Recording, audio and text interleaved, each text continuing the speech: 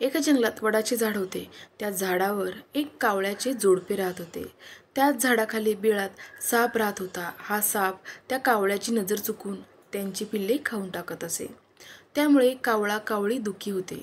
त्या सापाचा कसा बंदोबस्त करायचा या विचारात ते जोडपे नेहमी असे. समोरच एक कोल्हा राहत होता.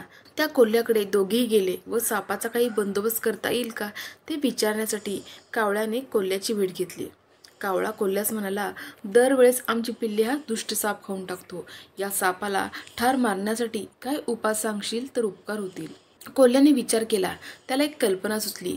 त्याने ती कावळ्याला ऐकवली. एखाद्या नगरात श्रीमंत किंवा राजघराण्यातील व्यक्तीचा दागिना घेऊन ये आणि त्या सापाच्या बिळात टाक. ज्याचे दागिने आहेत तो तुझा पाठलाग करेल. बिळातील दागिने घेण्यासाठी प्रथम सापाला ठार मारेल. कावळ्याला हा उपाय पटला. कावळा राजधानीत गेला. एका सरोवराजवळ काही राजस्त्रिया स्नान करत होते. स्नानासाठी त्या सरोवराच्या काठावर अंगावरचे दागिने ठेवले होते.